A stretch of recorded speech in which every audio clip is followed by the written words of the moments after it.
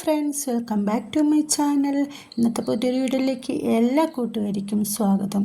അപ്പോൾ ഞാൻ ഇന്ന് വന്നിട്ടുള്ളത് കോളിഫ്ലവറിൻ്റെ ഇല വെച്ചിട്ട് നമുക്ക് നല്ലൊരു അടിപൊളി ഒരു സ്നാക്സ് ഉണ്ടാക്കിയല്ലോ. വൈകുന്നേരം ചായ തിളക്കുന്ന ടൈം കൊണ്ട് നമുക്ക് സൂപ്പറായിട്ടുള്ള നല്ല വെറൈറ്റി ആയിട്ടുള്ള ഒരു നല്ല അടിപൊളി ഒരു സ്നാക്സ് ഉണ്ടാക്കാം കേട്ടോ. അപ്പം നമുക്ക് നേരെ വീഡിയോയിലേക്ക് പോവാം. വീഡിയോ എല്ലാവരും ഒന്ന് സ്കിപ്പ് ചെയ്യാതെ കാണാം. നല്ല വെറൈറ്റിയാണ് കേട്ടോ. അപ്പോൾ ഇന്ന് വരെ ആരും തയ്യാറാക്കി നോക്കാതെ നല്ലൊരിക്കൽ കാച്ചൊരു ഐറ്റം തന്നെയാണ്. അപ്പോൾ നേരെ വീഡിയോയിലേക്ക് പോവാം.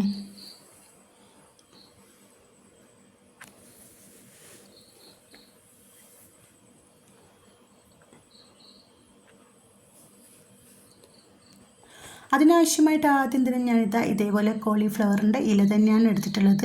നമ്മൾ ചള്ളി ഇല നോക്കിയിട്ട് എടുക്കാനായിട്ട് നോക്കണേ. അപ്പോൾ ഇതേപോലെ ചെറുതായിട്ട് നോക്കിയിട്ട് എടുക്കുമ്പോൾ നമുക്കത് ഉണ്ടാക്കാനായിട്ട് നല്ലൊരു ഈസിയാണ്.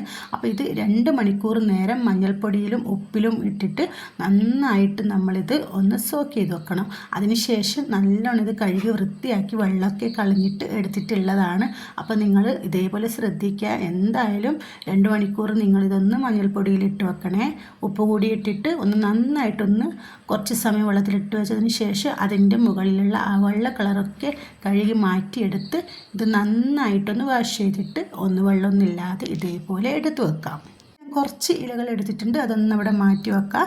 ഇതിനായിട്ട് കുറച്ച് ബാറ്റർ തയ്യാറാക്കാനായിട്ടുണ്ട്. അതിലേക്ക് ഞാൻ ഇതേപോലെ ഒരു ബൗൾ എടുത്തിട്ടുണ്ട്. കുറച്ച് വലിയ ബൗൾ എടുക്കാനായിട്ട് നോക്കാം. ഇതൊന്ന് നമുക്ക് ഉണ്ടാക്കാനായിട്ട് ഇതിലേക്ക് 1 കപ്പ് കടലമാവാണ് ഇട്ട് കൊടുത്തില്ല. അപ്പോൾ നിങ്ങൾ എത്രയാണ് ഇല എടുക്കുന്നത് അതിനകത്തായിട്ടുള്ള മാവ് പൊടി എടുക്കാനായിട്ട് നോക്കാം. അതിനുശേഷം ഇതേപോലെ അരിപ്പൊടിയാണ് എടുത്തിട്ടുള്ളത്, പത്തിരിപ്പൊടിയാണ്. അതേപോലെ പത്തിരിപ്പൊടി എത്രയാണോ നിങ്ങൾ കടലമാവ് എടുക്കുന്നത് അതിന് കണക്കായിട്ടുള്ള അരിപ്പൊടി കൂടി എടുക്കാനായിട്ട് നോക്കണേ. രണ്ടും കൂടി ഒരേ അളവിലെടുത്തതിന് ശേഷം ഇതിലേക്ക് ജീരകപ്പൊടിയാണ് ഇട്ട് കൊടുക്കുന്നത്. അപ്പോൾ ജീരകം ചതച്ചിട്ട് വേണം എടുക്കാനായിട്ട്. ചെറിയ ജീരകം ഉണ്ടല്ലോ, അപ്പോൾ അത് ചതച്ചെടുക്കുക. ഇത് ഇട്ട് കൊടുത്തതിന് ശേഷം ഇതിലേക്ക് അടുത്തതായിട്ട് ഇട്ട് കൊടുക്കേണ്ടത് നമുക്ക് എരിവിന് ആവശ്യമായിട്ടുള്ള മുളക് പൊടിയാണ്. അപ്പോൾ ഇതേപോലെ 1 സ്പൂൺ മുളക് പൊടി ഇട്ട് കൊടുത്തിട്ടുണ്ട്. ഇത് കളറിന് ആവശ്യമായിട്ടുള്ള മഞ്ഞൾപ്പൊടി കൂടി ഇട്ട് കൊടുക്കാനായിട്ട് നോക്കാം. മഞ്ഞൾപ്പൊടിയും കൂടി ഇട്ട് കൊടുത്തതിന് ശേഷം കായപ്പൊടിയാണ് ഇട്ട് കൊടുക്കുന്നത്. കായപ്പൊടി സ്കിപ്പ് ചെയ്യാൻ പാടില്ല. കായപ്പൊടി എന്തായാലും ഇട്ട് കൊടുക്കാനായിട്ട് നോക്കാം. 1/4 ടീസ്പൂൺ കായപ്പൊടി ഇട്ട് കൊടുത്തതിന് ശേഷം ഇതിലേക്ക് അടുത്തതായിട്ട് ആവശ്യത്തിനുള്ള ഉപ്പ് ഇട്ട് കൊടുക്കണം. അപ്പോൾ ഉപ്പിന് മുന്നേ നമുക്ക് 2 മുട്ടയുടെ ആവശ്യമുണ്ട്. അപ്പോൾ ഇതിലേക്ക് 2 മുട്ട കൂടി ഒഴിച്ചു കൊടുക്കുക. അപ്പോൾ മുട്ട കൂടി ആകുമ്പോൾ നല്ലൊരു ടേസ്റ്റിയാണ്. മുട്ട എന്തായാലും നിങ്ങൾ ഇട്ട് കൊടുക്കാനായിട്ട് നോക്കുക. മുട്ട ഇട്ട് കൊടുത്തതിന് ശേഷം കുറച്ച് ക്രഷ്ഡ് മുളക് കൂടി ഇട്ട് കൊടുക്കുക. ക്രഷ്ഡ് മുളക് കുറച്ച് കൂടുതലായിട്ട് ഇട്ട് കൊടുക്കുക. മക്കളുള്ള വീടുകളിലാണെങ്കിൽ പ്രത്യേകം ശ്രദ്ധിക്കണം, എരിവ് നിങ്ങൾ കുറച്ചിട്ട് കൊടുക്കണേ. അപ്പോൾ ക്രഷ്ഡ് മുളക് കൂടി ഇട്ട് കൊടുത്തതിന് ശേഷം ഇതിലേക്ക് ആവശ്യത്തിനുള്ള ഉപ്പും വെള്ളവും ഒഴിച്ചു കൊടുക്കുക. ഉപ്പ് ഇട്ട് കൊടുത്തതിന് ശേഷം ഇതേപോലെ കുറച്ചായിട്ട് വെള്ളം ഒഴിച്ചു കൊടുത്തിട്ട് നന്നായിട്ടൊന്ന് മിക്സാക്കി എടുക്കുക. ഒട്ടും കട്ടയില്ലാതെ നന്നായിട്ടൊന്ന് മിക്സാക്കി എടുത്തിട്ടുണ്ട്. ഇതേപോലെ ആയിരിക്കണം നമ്മളെ ബാറ്റർ തയ്യാറാക്കി എടുക്കേണ്ടത് കേട്ടോ. ഇതേപോലെ ഈ ഒരു സ്പൂണിൽ നിന്ന് മുറിഞ്ഞ് വീഴുന്ന ആ ഒരു ടൈപ്പിൽ വേണം ഇത് ഉണ്ടാക്കിയെടുക്കാനായിട്ട്. ഒട്ടും കട്ടയില്ലാതെ ഇതേപോലെ ബാറ്റർ തയ്യാറാക്കി എടുക്കുക. ലൂസാവാനും പാടില്ല, കൂടുതൽ ടൈറ്റ് ആവാനും പാടില്ല. അപ്പം നമുക്കിത് വേഗം ഉണ്ടാക്കിയെടുക്കാനായിട്ട് നോക്കാം. ഉണ്ടാക്കിയെടുക്കാനായിട്ട് ഞാൻ എണ്ണ ചൂടാവാൻ ആദ്യമേ വെച്ചിട്ടുണ്ട്. നന്നായി ചൂടായ എണ്ണയിലേക്ക് ഓരോന്നോരോന്നായിട്ട് ഇട്ട് കൊടുക്കാനായിട്ട് നോക്കാം. അപ്പോൾ ഇലയുടെ വലിപ്പം അനുസരിച്ച് വേണം നിങ്ങൾ ഇതേപോലെ പാത്രം എടുക്കാനായിട്ട് കേട്ടോ.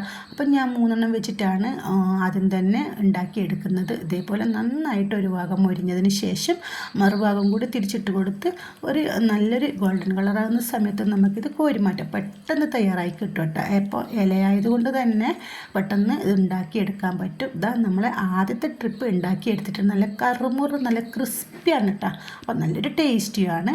അപ്പം ബാക്കിയുള്ളതും കൂടി നമുക്ക് ഇതേപോലെ ചുട്ടെടുക്കാനായിട്ട് നോക്കാം.